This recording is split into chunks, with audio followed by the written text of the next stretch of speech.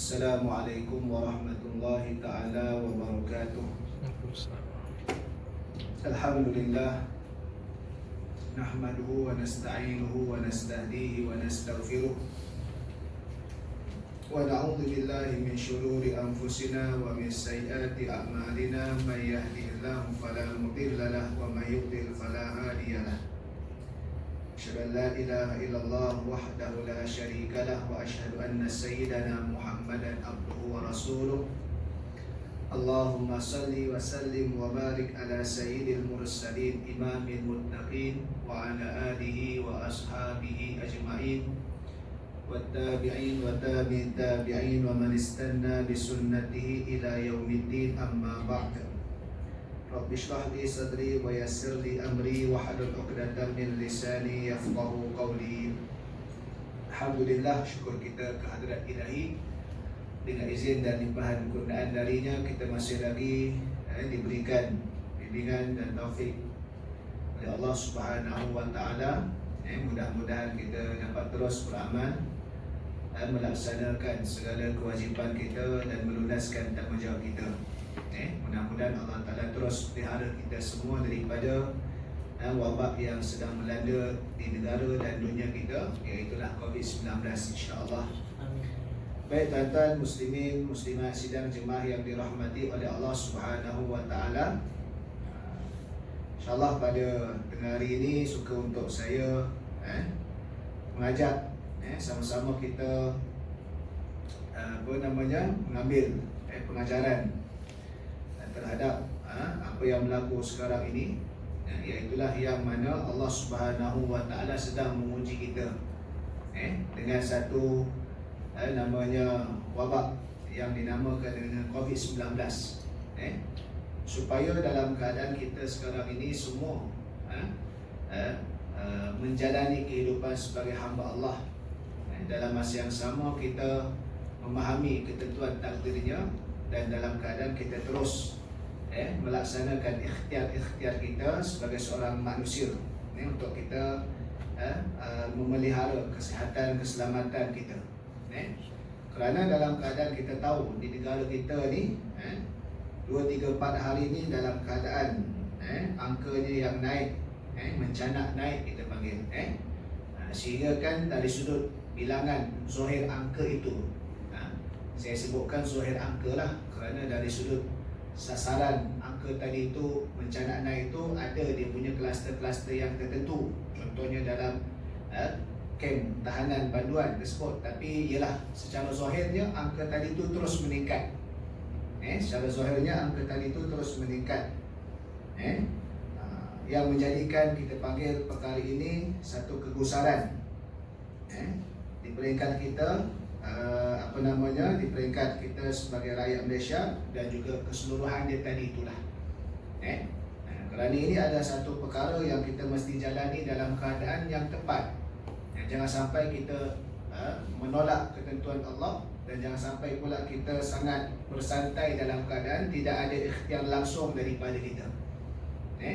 Kerana dalam keadaan kita hidup sebagai manusia ini, menurut manhaj akidah ahli sunnah wal jamaah adalah kita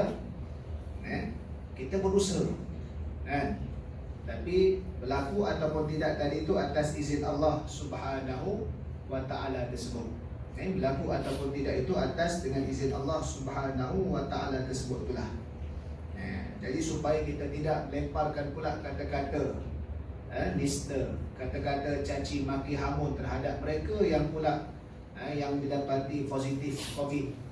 Apatah lagi yang kadang-kadang yang amat menyedihkan sehingga hilangnya nilai adab kita dalam ketidaksetujuan kita terhadap seseorang yang zahirnya dalam keadaan yang kita lihat baik. Contohnya macam semalam lah kan, apabila diberitahukan pemakluman yang berhormat Datuk Seri Dr. Zulkifli Muhammad Al-Bakri, Menteri Agama kita, dapati positif. Dan kita boleh lihat respon netizen-netizen itu, tak terkecuali juga para asatizah juga yang kita panggil tidak setuju dengan tindakan beliau kerana tidak melakukan kuarantin kendiri. Itu bahasa Melayu, Sigres self quarantine. bahasa Melayunya kuarantin kendiri. Walaupun ketika beliau balik itu belum lagi diwajibkan kuarantin. Kerana beliau balik 24 hari bulan. Yang wajib kuarantin adalah bermula 27. Itu yang sudut tadi itulah. Tapi dari sudut berlaku, kita panggil kata-kata yang tidak sewajarnya. Sedangkan kita dalam keadaan kita panggil ujian Allah Subhanahu wa Ta'ala. Kita boleh menyatakan dia patutnya atas common sense beliau mengambil pendekatan kuarantin kendiri walaupun belum wajib tak ketika itu. Tapi jangan sampai kita panggil ada perkara-perkara yang caci maki, hambus sebagainya. Sebab apalah makna kita berada dalam ujian Allah tapi dari sudut lisan kita, mulut kita ini kata perkara-perkara yang tidak mendatangkan manfaat dan juga faedah ada akhirat kita tadi. Baik.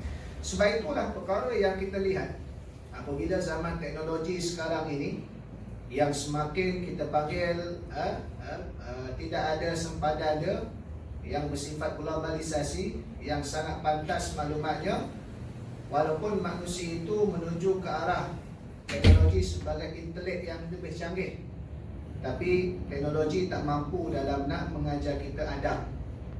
Teknologi tak mampu nak mendidik kita akan nilai. Kerana teknologi hanyalah alat untuk salah satunya untuk memindahkan transformasi, memindahkan maklumat, memindahkan maklumat, memindahkan dokumen dan memantaskan, menyegerakan suatu proses tadi itu. Ini antara realiti. Antara realiti yang berlaku rata-ratanya dalam keadaan kita hidup dalam dunia zaman moden. Sebab itulah kita boleh lihat, saya nak ambil pengajaran ni, kita nak relate juga dengan ayat Al-Quran Al-Karim. Di antara salah satu surah yang Allah Subhanahu wa Ta'ala ajar adab kepada kita, iaitulah antaranya surah Al-Hujurat. Surah Al-Hujurat pada juzuk yang ke-26. Surah Al-Hujurat ada 18 ayat, yang mana jelas dalam ayat ini banyak Allah Subhanahu wa Ta'ala cerita kepada kita bermula dengan permulaannya itu sendiri berkenaan dengan adab. Kerana teknologi tak mampu nak mengajar kita adab. Bahkan nilai seorang guru dan nilai seorang pendidik adalah pasaknya adab. Kalaulah guru itu, pendidik itu hanya sekadar menyatakan maklumat, tolong membacakan apa yang terkandung dalam buku teks dan dipermudahkan kefahaman kepada murid, memindahkan dan mempermudahkan. Kalau sekadar itu, guru ni tak ada makna, kerana Google lebih hebat daripada guru. Betul tak? Tapi nama guru tadi itu bukan sekadar memberikan maklumat, tapi dia bersulamkan akan nilai dan adab. Kalau nak dapat maklumat, budak zaman sekarang lagi canggih. Budak yang tak pandai menulis pun boleh main handset. Saya pun baru tahu. Anak saya yang berapa tahun? 3 tahun. Dia main handset, buka YouTube. Dia tak pandai tulis. 3 tahun. Umumnya tak pandai eja lagi. Rupa-rupanya dekat tempat search, tempat tag tu, dia ada satu gambar mikrofon. Pasal tak? Kat search tu boleh tekan. Kat YouTube tu atas tu ada tepi sikit ujung tu ada tekan macam gambar mikrofon. Saya pun baru tahu. Tekan situ dia tu cakap boy. Keluar yang beri, dia cari yang match dengan apa sebutan budak tadi tu. Kalau pelat dia akan, kalau budak tu pelat dia keluar bila benda yang dia kaitan-kaitan sikit. Rupanya boleh. Baby Shark dia tulis. Cuma dia pelat lah, tapi benda tadi tu gampang. Nanti keluar dia tengok gambar, ni Baby Shark, dia pun tekan.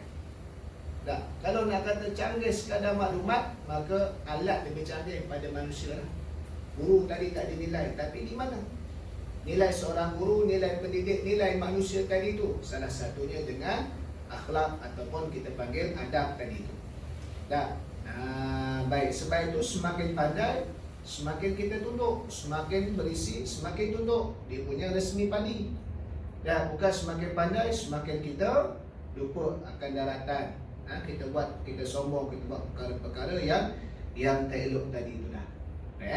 Jadi untuk kita panggil ambil intipati secara umum, bukan semata-mata dalam COVID saja, tapi umum dalam kehidupan seharian kita, suka untuk saya bacakan berkenaan dengan pada ayat yang pertama sampai ayat yang keempat. Dalam surah Al-Hujurat ini di mana Allah Subhanahu wa taala berfirman, A'udzu billahi minasyaitonir rajim. Ya ayyuhalladzina amanu la tuqaddimu baina yadayillahi wa rasulih wattaqullaha innallaha samii'un 'aliim. يا أيها الذين آمنوا لا ترفعوا أصواتكم فوق صوت النبي ولا تجهروا له بالقول كجهر بعضكم لبعض أن تحبط أعمالكم وأنتم لا تشعرون إن الذين يغضون أصواتهم عند رسول الله أولئك الذين امتحن الله قلوبهم للتقوى لهم مغفرة وأجر عظيم إن الذين ينادونك من وراء الحجرات أكثرهم لا يعقلون ولو أنهم صبروا حتى تخرج إليهم لكان خيرا لهم والله غفور رحيم. Ayat 1 sampai 5 1 sampai 5 tadi. Baik Bismillahirrahmanirrahim. Dengan nama Allah Maha Pemurah lagi Maha Penyayang. Cuma kadang-kadang kalau saya sudut bacaan tadi tu, kalau kita mungkin kita atau siapa yang kita kenal, kadang-kadang dia bila baca kadang-kadang ada setengah tempat tu dia dengar Bismillahirrahmanirrahim. Pasal tak? Bismillahirrahmanirrahim. Kadang-kadang bunyi macam nur. Ada setengah tempat tu. Sebab dia kena betulkan balik bacaan. Dia termasuk ra tu terpasangan kan? Bismillahirrahmanirrahim. Padahal orang tu nak baca betul lah, tapi sebab dia punya masuk ke ra tu cepat sangat, dia jadi nur rahim. Dia nak baca nur ra. Sebab ra tebal, baris sebelum tu bawah. Kan? Sebab itu bunyi hi tu Rahmanirrahim. Bukan niru kan? Dia nak baca niru, dia jadi itu. Kadang-kadang di setengah tempat berlaku. Bukan bermaksud diubah baris Kalau berlaku macam tu secara zahirnya tak batas semayang, tapi kita panggil kurang fadilat kerana bacaannya makhrajnya tak berapa tepat. Ataupun kita panggil tajwidnya tak berapa cantik, tapi kena perbaikilah. Tapi kalau memang dia niat tukar baris, memang batal semayang sebab bukan nur. Dan Bismillahirrahmanirrahim. Dia bunyi tu nirrahim. Nun tu bunyi dengan nirrahim. Niru kan? Niru dia cepat sangat. Dia dalam tajwid ini setiap huruf ada hak dia. Bismillahirrahmanirrahim. Tu ada dalam berapa tempat. Saya tegur juga kalau tempat tu yang ni secara bukalah kita panggil tu, kita panggil bincang sebagainya supaya perkara tadi tu dia pun tak terperasan. Yang pertama, wahai orang beriman, janganlah kamu mendahului Allah dan Rasulnya dalam melakukan satu perkara sebelum mendapat hukum atau izin daripada keduanya. Jangan mendahului keputusan Allah dan Rasul, jangan mendahului keputusan yang ditetapkan oleh Islam. Dan bertakwalah kepada Allah, sesungguhnya Allah mendengar lagi Maha mengetahui. Ini adab kita dalam suatu kebenaran. Tidak ada kebenaran melainkan kebenaran itu datang daripada Allah dan Rasul. Kalau zaman sahabat dahulu, iaitulah merujuk kepada jangan mereka mendahului satu keputusan sedangkan Nabi belum bagi keputusan. Kalau zaman kita Nabi SAW dah wafat, maka adalah jangan kita tak merujuk Quran dan Sunnah dalam suatu perkara yang diambil tadi itulah. Dan nak merujuk Quran dan Sunnah ni bukan semudah kita panggil baca Quran. Dan Quran tu bahasa Arab yang dipilih Allah, kita hanya melihat terjemahan kamus Arab Melayu. Contohlah macam kita COVID-19 ni lah. Betul keinginan kita nak kembali pada asal sebagaimana sunnah dalam keadaan kita tak dilanda wabak yang berjangkit dengan sentuhan ni. Tapi janganlah sebut sebab dan tadi suatu saya kata dalam keadaan kita terima ketentuan Allah dengan ikhtiar kita, jangan kita melampaui. Jangan kita sebut apa, tengok seronok syaitan dapat tempat khas. Kan bila soft tak dirapatkan, syaitan duduk di tengah di celah-celah tu. Kita pula seronok syaitan zaman sekarang ni dapat tempat khas sebab memang tak dapat. Dia kata. Inilah sistem Dajjal. Tuan-tuan, kalau Malaysia je tak dapat soft, tak apa tuan-tuan. Al-Azhar pun macam tu juga. Al-Azhar, ulama-ulama Al-Azhar pun kata jangan rapatkan soft, bagi kita bagi selang sikit. Dalam keadaan tak setuju, jangan sampai kita over berentasi adab. Tu saya nak beritahu tu. Kita mungkin boleh tak setuju ada, tetapi jangan sampai kita over dari sudut perkara yang tak sepatutnya. Kalau Malaysia saja yang buat macam ni, ni apa ni sistem Dajjal ni, ini syaitan masuk tengah-tengah. Tu Al-Azhar tuan-tuan. Al-Azhar ni kira kita panggil mercu ilmu umat Islam dah, yang paling kita panggil antara yang paling berpengaruh. Dah dia punya ulama semua Dajjal ke kadang-kadang? Kalau fikir kan. Sebab tu kena kita faham situasi dia. Kena faham dalam situasi perkara-perkara itu. Maka merujuk Quran dan Sunnah bukanlah sekadar kita panggil membaca, tengok terjemahan dan terus kita meletakkan hukum. Di situlah pentingnya kita panggil kepimpinan ulama dalam nak membahaskan suatu dalil, dalam nak menerbitkan suatu hukum yang hasil daripada dalil tersebut tadi tuan-tuan. Sebab itu bila kita lihat antara ayat yang berlaku ini, sebab urut ataupun sebab nuzul ayat ini terjadi apabila ketika itu salah satunya peristiwa datangnya satu kabilah daripada Arab Badawi datang ke Madinah nak berjumpa dengan Nabi SAW. Mereka memeluk Islam, dan biasanya kalau tempat di luar kota Madinah ni, siapa yang memeluk Islam, Nabi akan melantik seorang pemimpin kalangan mereka supaya untuk kita panggil adalah hubungan susulan, interaksi. Sebab mereka berada tinggal di luar Madinah. Jadi berlaku ketika itu pandangan daripada Abu Bakar dan juga Sayyidina Umar untuk melantik siapa yang menjadi pemimpin kalangan Arab Badawi tadi itu. Maka Sayyidina Abu Bakar mencadangkan A, Sayyidina Umar mencadangkan B, sehingga mereka bertelagah di antara satu sama lain. Bertelagah dari sudut manusiawi, bukan dari sudut kita panggil maki hamu, caci maki, dah tak adalah. Bertelagah dari sudut tak setuju, dan biasalah masing-masing ada hujah dan cadangan masing-masing. Sehingga diturunkan ayat tersebut, jangan kamu mendolimi Allah dan Rasul. Kerana apa? Rasul masih ada. Cuba refer pada Nabi SAW tadi itu. Ini nak ajar kepada kita, dalam kita nak bagi pandangan, dalam kita nak tidak mau setuju apa sebagainya, boleh daripada kita panggil batasan dia tadi. Jangan kita melampaui border dia. Dan kita kena lihat kepada last sekali, ataupun bukan last, muktamad dia adalah mesti melihat pada hukum Allah dan Rasul tadi itu. Dan adabnya semasa Nabi SAW masih hidup, jangan sesekali tak tanya pandangan Nabi. Dalam keadaan kita boleh menanyakan pandangan Nabi SAW tersebut tadi itulah. Dan macam kita panggil dari sudut perkara-perkara yang berlaku tadi.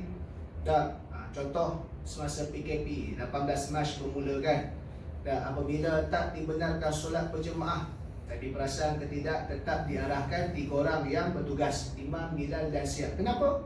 Kerana itu dasar yang tak diubah atas nama jemaah yang menjadi semayang solat fardu. Dan ingat, solat fardu berjemaah ni adalah hukumnya fardu kifayah, dan dia bersifat syiar. Syiar ni mesti zahir, mesti tahu, mesti ditonjolkan. Di rumah tak semestinya orang sembahyang berjemaah, tapi di masjid, tempat yang bila ke masjid orang tahu ni ada solat jemaah. Sebab itu tetap diarahkan, walaupun ditutup habis, bahkan dikenakan penguatkuasaan. Kalau dapat orang keempat yang tak tugas, tetap kena denda 1,000. Kan masih SOP yang ketat tu kan. Tak. Tapi 3 tak boleh, tak boleh ubah, kerana ini dasar dia. Dan maka kita lihat tadi itulah bagaimana proses dalam suatu hukum tadi itulah. Baik, kerana apa? Kerana ada yang dasar dan ada yang fleksibel. Dalam dasar ni no kompromi lah kita panggil. Yang tak boleh nak kita bercanggah sama sekali. Dan ayat kedua juga, situasi yang berlaku ketika mana ada ayat pertama tadi itu, dah, wahai orang beriman, janganlah kamu meninggikan suara kamu melebihi suara Nabi SAW, dan janganlah kamu menyaringkan suara dengan lantang semasa bercakap dengannya, yakni dengan Nabi, sebagaimana kamu menyaringkan suara semasa bercakap sesama kamu, meninggikan suara sesama kamu. Larangan yang demikian supaya amal-amal kamu tidak hapus, tidak terbatal pahalanya, sedangkan kamu tidak menyedari. Ini adab kita dengan Nabi SAW cara khususnya. Ayat yang kita cerita yang pertama tadi tu, Abu Bakar dan Sayyidina Umar ni berbincang, mempertahankan hujah masing-masing dalam keadaan Nabi dekat dengan mereka. Bukan mereka jerit jerkah kat Nabi ni sesama mereka, tapi Nabi dekat. Allah Ta'ala tegur. Apatah lagi kalau Allah Ta'ala sebut, kalau kamu nyaringkan suara pada Nabi Sallallahu Alaihi Wasallam pula, macam buat macam member satu sama lain. Saya ingat lagi tak, ada seorang kata Nabi ni hijrah Nabi tu pelarian. Saya buat artikel, saya kata tak boleh kata gitu. Sebab apa? Adab dengan Nabi ni kena tinggi. Bukan kita jerkahkan Nabi. Ni bukan jerkah Nabi ni. Cakap dua, Nabi duduk tepi tu. Itu pun dikira tak beradab dengan Nabi Sallallahu Alaihi Wasallam. Tak beradab. Beradab dengan Nabi ni tidak sebagaimana kita sesama kita. Walaupun kita beradab sama kita beradab sama mak ayah kita, tapi beradab dengan Nabi lebih tinggi daripada hal-hal yang diberikan. Nak kata, jangan kata jerkah sama kamu, tinggi suara, Nabi dekat situ pun dikira tidak beradab. Kerana apa? Allah Ta'ala nak kata adab tadi dia tak beradab, antara kesannya amal kamu terhapus. Banyak lagi lah ada adab bila kita bincang dengan Nabi Sallallahu Alaihi Wasallam dalam surah An-Nur ayat 61 atau 62, 61-60. La taj'alu du'a ar-rasuli bainakum ka du'a'i ba'dikum ba'dah. Jangan panggil Nabi gitu ya, macam kau panggil member selama kamu. Hey Muhammad, hai Muhammad. Tak, yang panggil hey Muhammad ni orang Badawi ya. Orang Badawi ni orang Ulu yang tak reti. Yang ada kes kencing kat masjid, ada orang Ulu tak reti. Sahabat Nabi tak panggil hey Muhammad, dia panggil ya Rasulullah, ya Nabi Allah, kan? Orang Yahudi panggil apa? Ya Abul Qasim. Tak, ada banyak gitu. Tak, dia tak nak panggil ya Rasulullah, dia panggil kunyah. Kunyah ni adalah gelaran kepada seorang, dinisbahkan kepada anak dia. Anak dia yang pertama nama apa? Qasim, ya Abul Qasim, wahai bapak Qasim, wahai bapak si Qasim. Dia tak nak panggil Rasulullah. Nah, begitu juga orang-orang musyrikin Mekah, dia tak nak panggil ya Rasulullah, dia panggil ya Muhammad gitu ya. Nampak? Tak ada adab. Kan? Dan sebab itu bila dalam perjanjian Sulhul Hudaybiyah, apabila nak ditulis Sayyidina Ali tentang perjanjian gencatan senjata, iaitulah Hudaybiyah tadi itu, Suhail yang berunding daripada pihak musyrik, waktu itu masih musyrik, kan Sayyidina Ali tulis Al-Muhammad Rasulullah Sallallahu Alaihi Wasallam, dia suruh padam kalimah Rasulullah. Aku tak kenal Rasulullah, aku kenal Muhammad je. Sebab dia tak beriman Muhammad itu Rasulullah. Tak, sebab itu panggilannya Rasulullah ini adalah salah satunya panggilan yang mulia. Dan begitulah juga dalam keadaan bila kita pada perkara-perkara tertentu, mungkinnya pada selawat ke, mungkinnya pada doa ke, yang kita nak lebih beradab untuk dengan menambahkan kalimah Sayyidina Muhammad Sallallahu Alaihi Wasallam. Tak ada masalah dengan niat kita nak beradab. Bagi mereka kalau selawat Allahumma salli ala Muhammad, tak tambah sinar kan, tak ada masalah, sebab memang itu zahir nas yang muncul pada kita. Tak ada masalah mengikut ittiba'in nas. Tapi kalau orang yang tambah Allahumma salli ala Sayyidina Muhammad, maka itu lebih kepada dia punya pengujian adab kerana ada ayat tadi itu. Dua-duanya betul. Jangan ada salah. Jangan kata yang ni bidah, yang ni wahyu. Tak, memang nasnya macam itu. Tak, cuma kita sebagai kita sedar diri kita ni, kita panggillah apa Sayyidina tadi. Kalau nak tambah pada perkara-perkara tadi itu. Dan pada kita di huruf kat Malaysia ni dalam semua perkara tak menjadi masalah dan tidak menjadi kepelikan kalau kita tambah Sayyidina di hadapan, termasuk dalam tasyahud akhir. Semasa kita tasyahud akhir, kita selawat ke atas Nabi dah. Allahumma salli ala Sayyidina Muhammad wa ala Sayyidina Muhammad kama sallaita ala Sayyidina Ibrahim. Yang nak tambah, silakan. Tak jadi satu kepelikan. Tapi yang menjadi satu kepelikan, walaupun pada peribahasa syarak dibolehkan oleh para ulama, tak, kita tambah pada perkara-perkara yang contohnya yang umum meluas. Contohnya apa? Azan. Asyhadu anna sayyidana Muhammadar Rasulullah. Hukumnya boleh, sah, tapi jadi pelik. Maka jadi pelik, timbul banyak fitnah, maka elok tinggal. Kerana huruf tempat kita ni tak berapa sesuai. Tak. Kerana apa? Kerana hal-hal tersebut tadi itu perbahasan yang paling penting, jangan timbul perkara-perkara yang pelik sehingga kita panggil wujudnya satu fitnah yang lain yang payah nak dijawab. Tapi dalam pengamalan sendiri ataupun dalam kita panggil zikir yang umum, maka perkara tersebut tidak ada masalah tadi. Kerana apa? Kerana adab kepada Nabi Muhammad sallallahu alaihi wasallam tersebut. Dah, ni adab. Soal adab ni. Dah, kalau mereka hina Nabi, kafir dah terus. Ni bukan hina Nabi ni.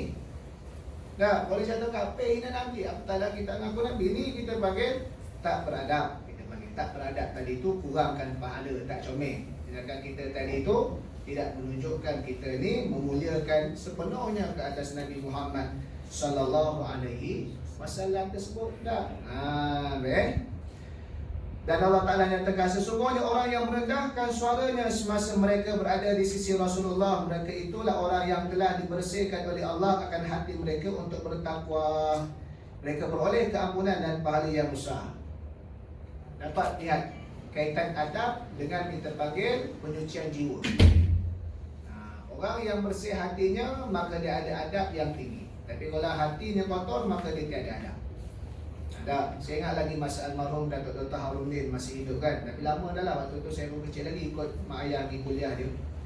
Dia kan dia cerita berkenaan dengan dia nak cuba terapkan adab yang lebih sikit. Seorang Melayu ni kalau di negara Mekah Madinah pun memang terkenal dengan sifat lemah lembut sopan santun dia. Walaupun kita rasa kita ni macam kasar, tapi Arab kasar lagi. Kadang-kadang orang Afrika kadang kasar lagi, dia punya huruf dia lain sikit kan. Contoh macam bila kita di Masjid Nabawi tu, kita nak ziarah makam Nabi Muhammad sallallahu alaihi wasallam. Kita nak ziarah makam Nabi ni.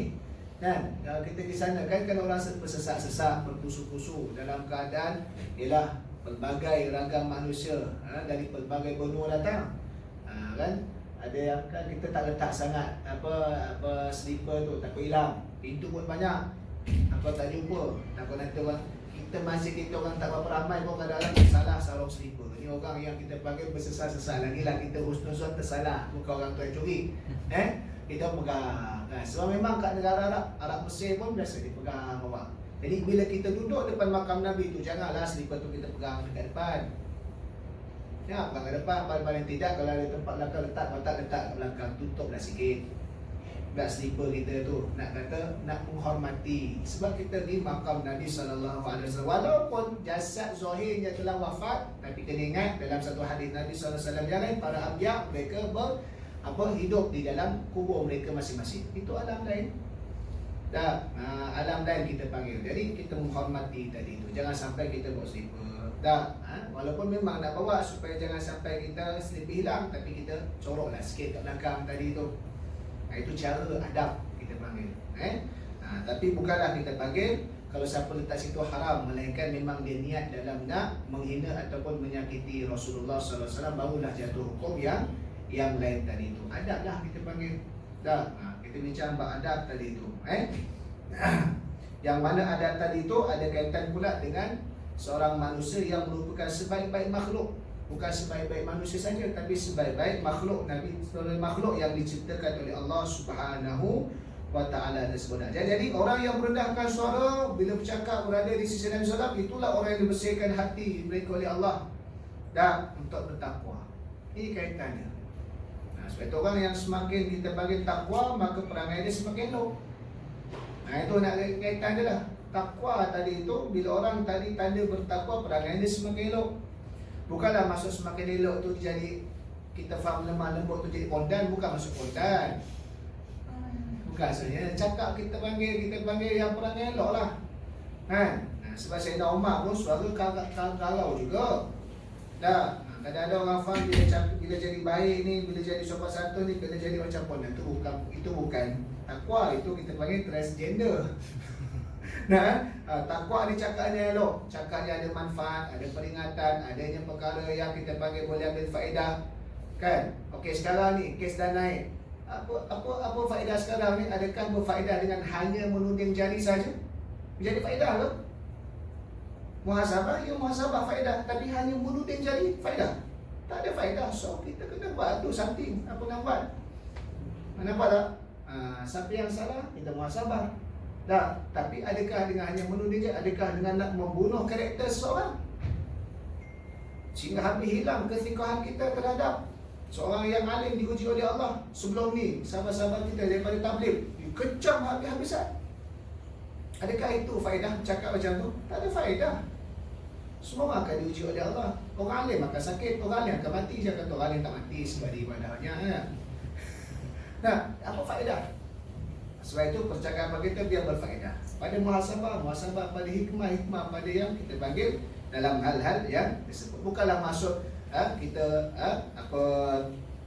tak boleh terima kesalahan orang. Tak, kalau betul itu salah.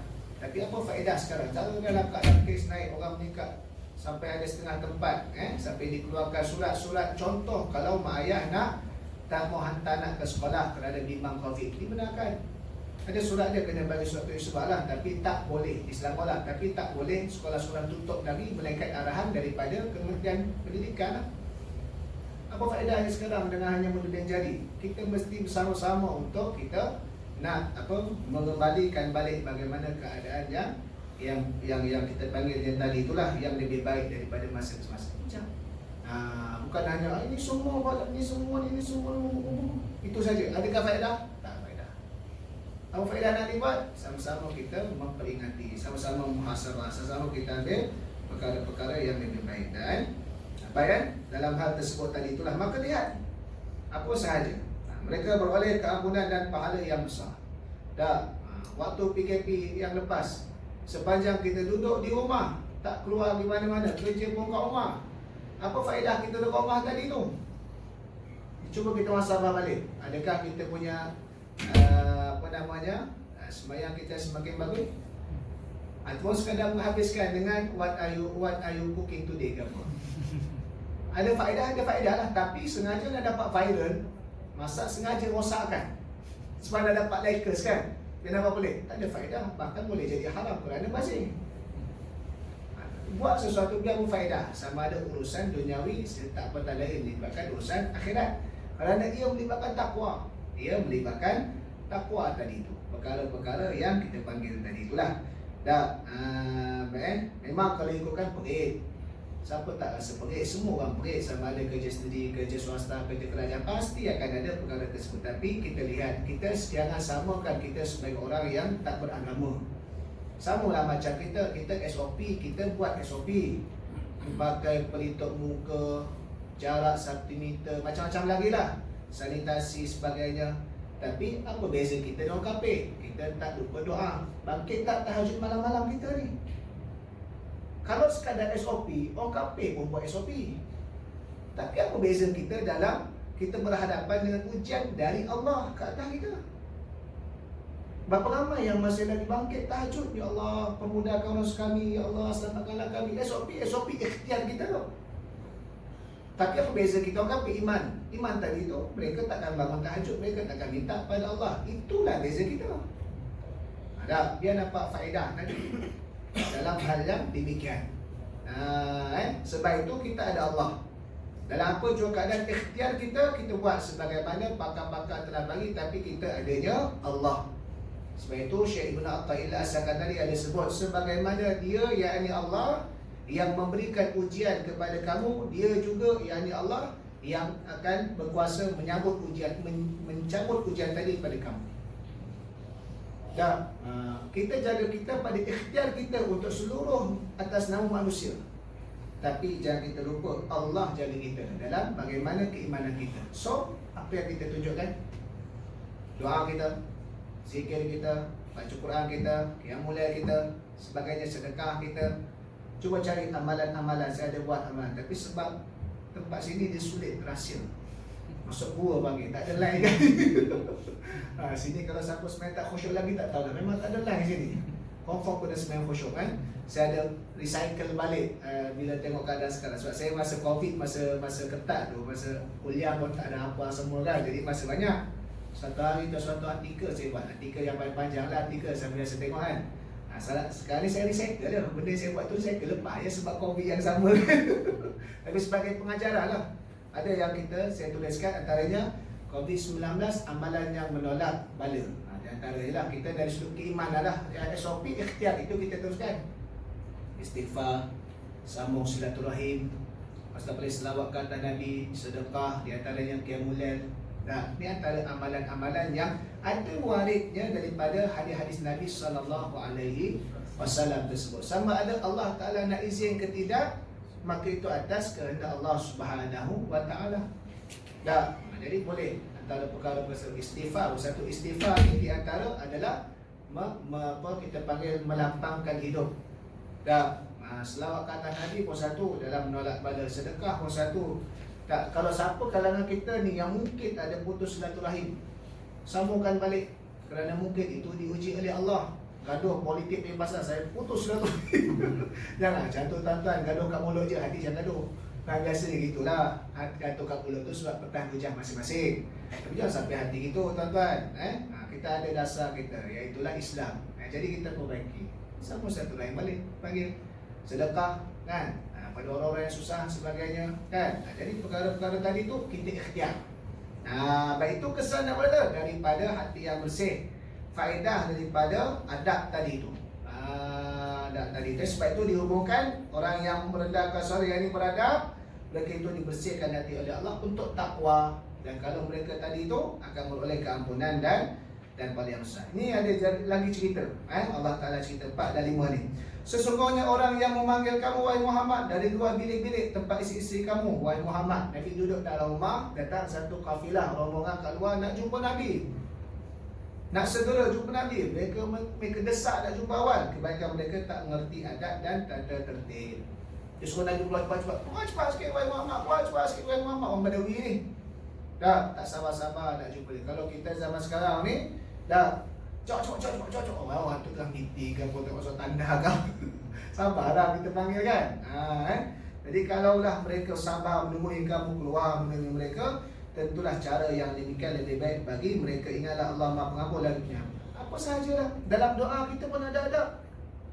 Kita doa, wahai Tuhan, segerakanlah permintaan wahai Tuhan. Tak beradab doa tu.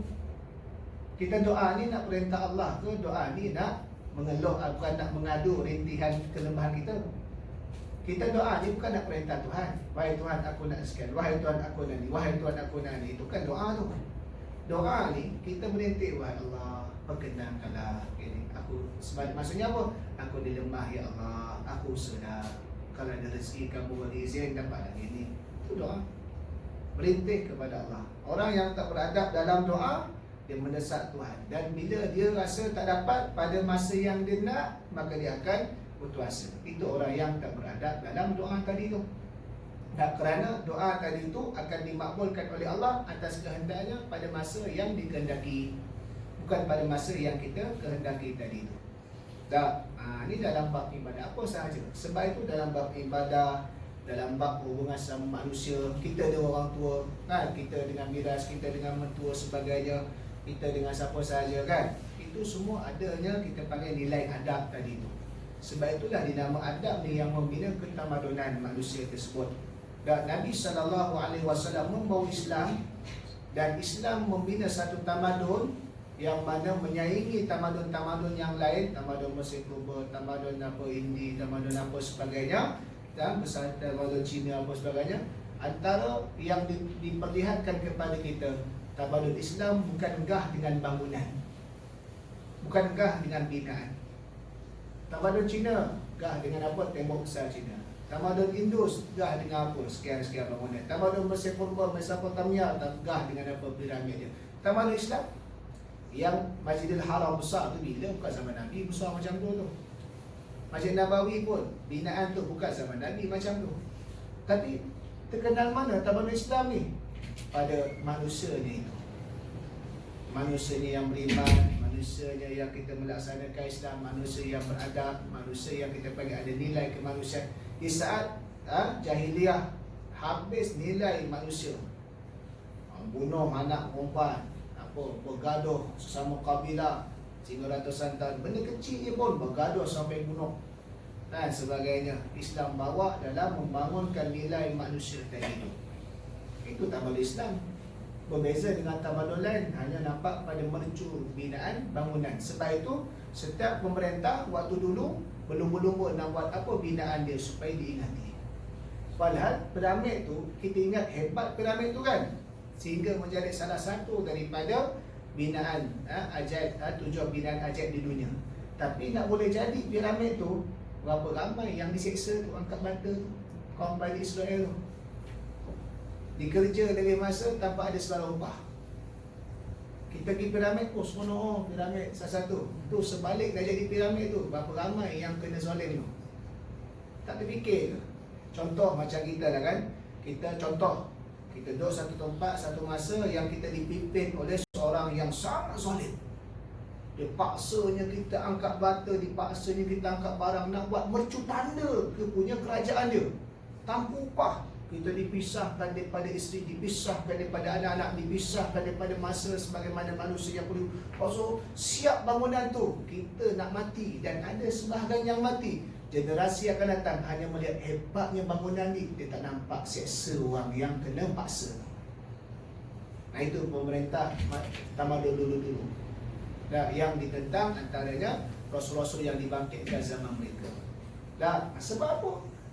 Tamadun dulu yang tidak berteraskan Islam hanya nak mengejar akan Udawi ini saja.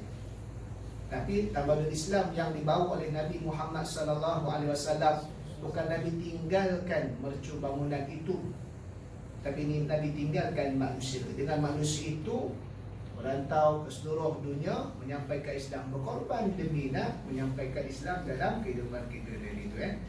Wallahu alam. Jadi itulah antara perkara-perkara yang sikit sebenarnya kita nak sentuh tentang adab tadi itu.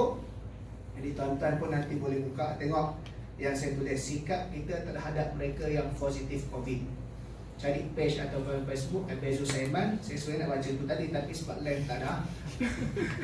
Kita kait dengan adab yang umum lah. Sebab dia kita nampak, kalaulah kena benda tu pada ahli keluarga kita, kita nak ke orang maki hamun ahli keluarga kita. Oh ni pun hajar betul. Betul, ada salah yang perlu dimuhasabah. Saya tak kata kalau salah perlu. Tapi adakah sampai had memaki hamun? Sebab itu bagaimana cara dalam Islam terhadap mereka yang kena penyakit yang kita kaitkan, bukan penyakit lah, kena wabak ni yang kita kaitkan dengan COVID-19. Apa sikap kita terhadap mereka yang positif COVID-19? Jadi supaya kita melalui ujian ni dalam keadaan kita ikhtiar, tapi dalam keadaan kita mendapat pahala setiap ikhtiar kita tadi itu. Jangan hanya emosi semangat sehingga kita panggil mengatasi sempadan. Kadang-kadang saya tengok perkara ni sudah macam tak terkawal kerana panik yang berlaku. Betul, panik tu panik. Dari sudut ikhtiar kita kena semakin jaga ketat, tapi dalam keadaan kita ni hidup ada dosa dan pahala. Mudah-mudahan apa jua situasi Allah Ta'ala uji pada kita ni tidak menerbitkan bon-bon dosa. Tidak menerbitkan bon-bon dosa yang boleh merugikan kita di akhirat kelak. Apa yang baik itu datang daripada Allah, yang silap yang kurang itu datang daripada kelemahan diri saya sendiri. Aku qauli hadza wa astaghfirullahalazim li wa lakum. Wassalamualaikum warahmatullahi taala wabarakatuh.